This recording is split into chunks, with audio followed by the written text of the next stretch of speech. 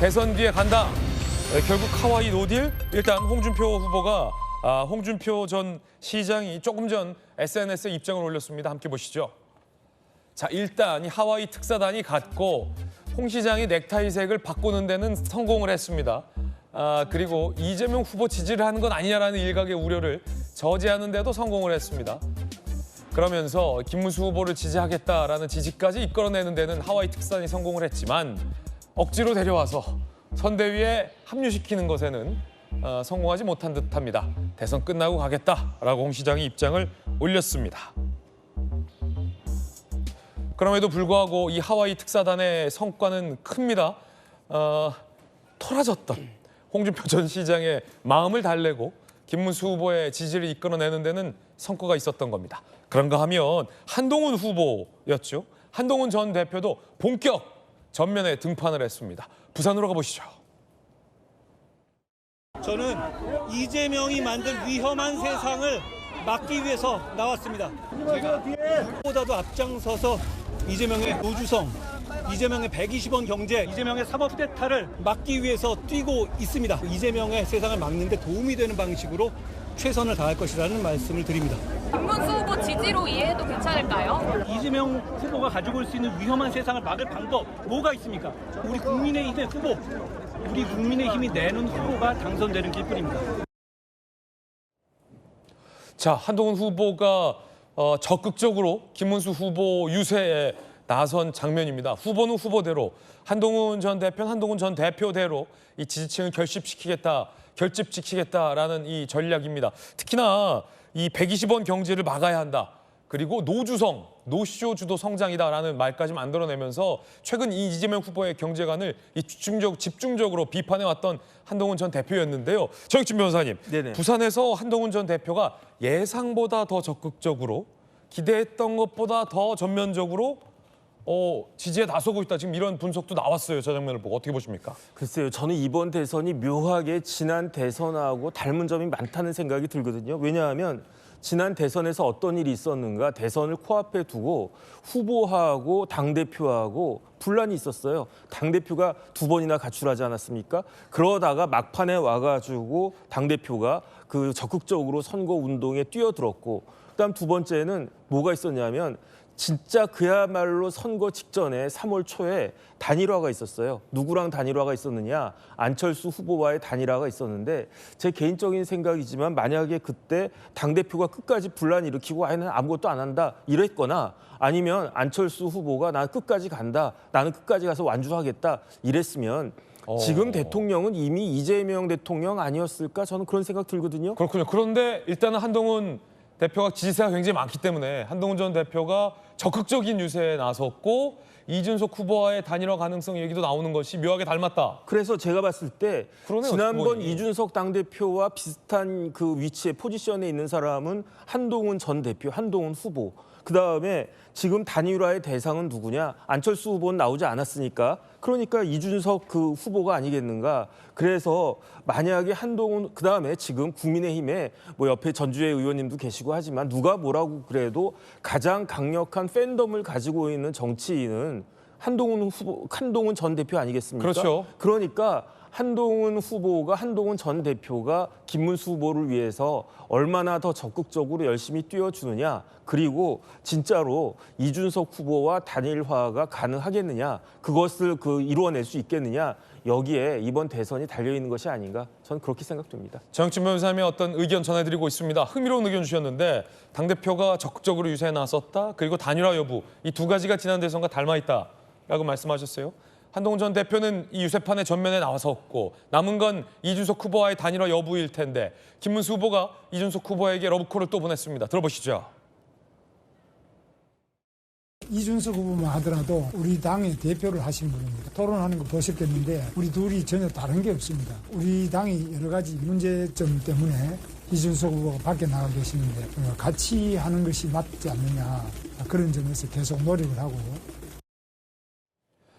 전혀 다른 게 없다. 같이 오셔라라고 러브콜을 보내고 있습니다. 한덕수 전 총리의 입 대변인을 맡았던 이정현 전 의원도 김문수 후보를 돕고 있는데요. 이준석 후보에게 적극적인 구애를 했습니다. 들어보시죠. 이준석 후보하고 단일화를 꼭 됐으면 좋겠습니다. 우리 당에서 잘못해서 그분이 당을 나가게 했고 지금 국민들로부터 굉장히 좋은 지지를 받고 있고 또 미래 지도자감으로서 아주 훌륭합니다. 나는 그분을 호랑이라 표현합니다. 호랑이는 호랑이의 굴에 있고 밀림 안에 있을 때 왕인데 지금 호랑이가 광야에서 헤매고 있기 때문에 당으로 들어와서 미래를 보고 이 양반이 좀 크게 성장을 했으면 좋겠다. 호랑이가 광야를 헤매고 있다. 당으로 돌아오라라는 엄청난 극찬의 발언까지 나왔습니다. 안철수 후보였죠. 안철수 의원도 이준석 후보에게 만남을 제안했습니다. 최근에 이 안철수 후보와 이준석 후보가 같이 토크 콘서트도 하고 뭐 두 분 다 천재과로 알려져 있기 때문에 상당히 소통을 많이 하고 있는 안철수 후보가 이준석 후보께 만남을 제안합니다. 저는 누구보다도 후보께서 우리 당으로부터 받은 깊은 상처를 알고 있습니다. 지금 우리는 이재명 후보라는 거악을 막아야 한다라며 안철수 의원이 상당히 적극적으로 이 이준석 후보와의 단일화에 전면에 나서고 있습니다. 전주현 의원님. 좋은 그런 증상들이 많이 나타나고 있죠. 네.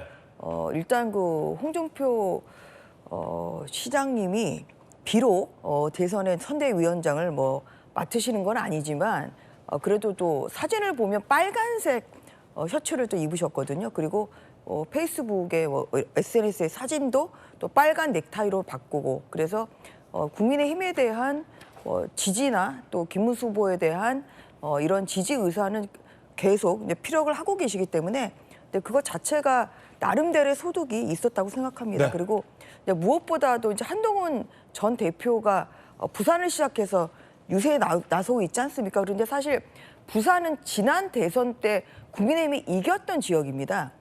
그런데 며칠 전에 여론조사를 보면 오히려 이재명 후보가 더 지지세가 높게 나오거든요. 그래서 국민의힘이 이번 대선에서 좋은 결과를 이끌어내기 위해서는 부산에서 이기는 것이 굉장히 중요하고 그런 의미가 숨어 네, 있군요. 그리고 또 부울경의 사실 중심이 부산이기 때문에 부산을 네. 거점으로 해서 이 지지세나 확산세가 굉장히 필요한 그런 상황인데 어제 시적절한 시점에 또 부산을 방문해서 유세를 했기 때문에 그런 면에서 저는 뭐 이런 그 효과가 부산을 중심으로 해서 좀 부울경의 김문수 후보에 대한 지지도가 좀 높게 나오지 않을까 그렇게 생각합니다. 네. 그래서 이런 것들이 좀 하나하나 좀 모여지면 김문수 후보에 대한 이런 지지가 좀 상승 곡선을 좀 타지 않을까 생각하고요. 막판 변수가 이준석 후보와의 네. 단일화인데요.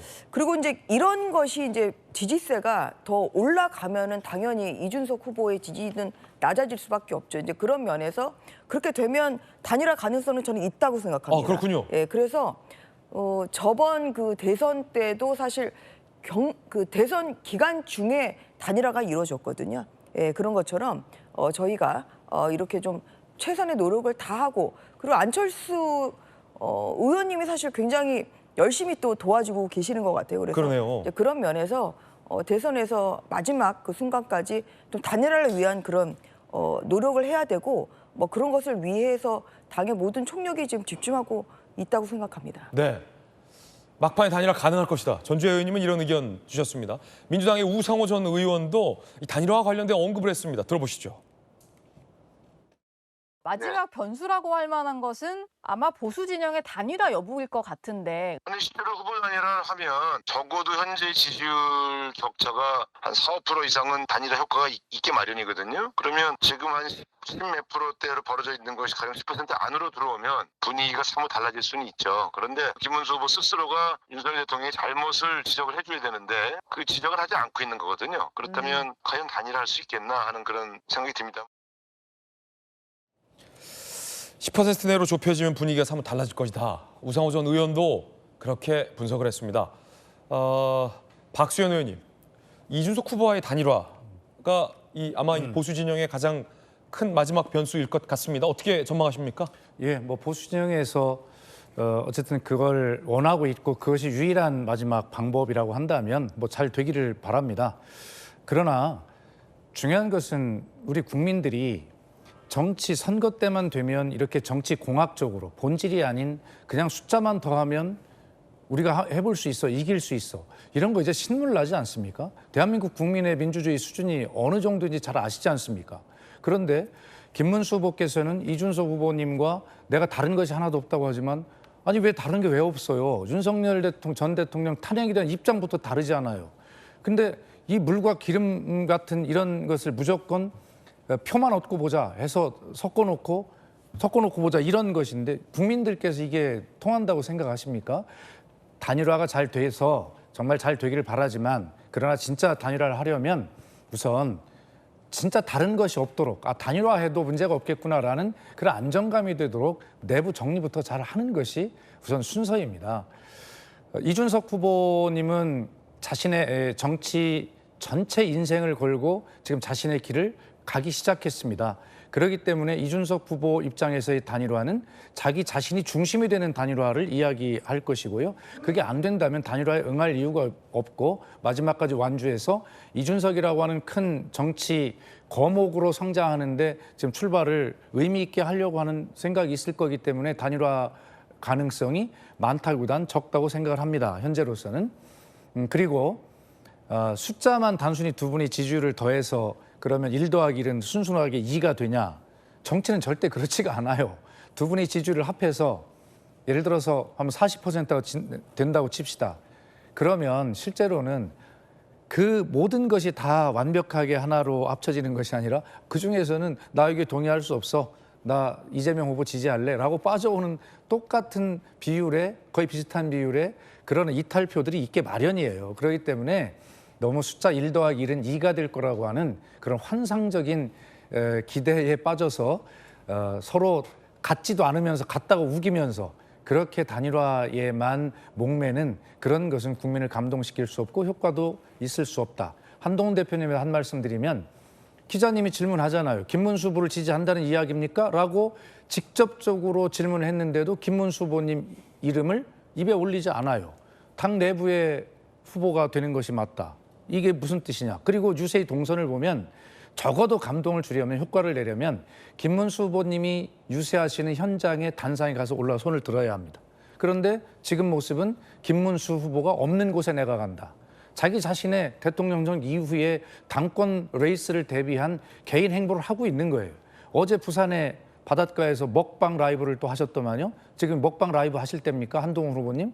그게 국민의힘에 도움이 되신다고 생각하십니까? 이 심각한 시기에. 그러므로 이런 어떤 단일화라고 하는 말씀은 하지만 각자 생각이 다른 아직도 단일화를 협상을 시작하기 위한 그런 여건은 전혀 준비되어 있지 않고 그럴 생각조차도 기본이 안 돼 있다라고 하는 것을 국민은 아실 것이다. 제가 비판하는 게 아닙니다. 네. 이준석 후보는 일단 표면적으로는 단일화에 거부하고 있습니다. 하지만 이 정치권 관계자들에 따르면 이 후보의 속내는 다를 것이다 라는 분석도 나오고 있습니다. 지금은 겉으로 단일화는 없다라고 얘기할 수밖에 없는 시기이지만 막판에 달라질 수 있다는 겁니다. 들어보시죠.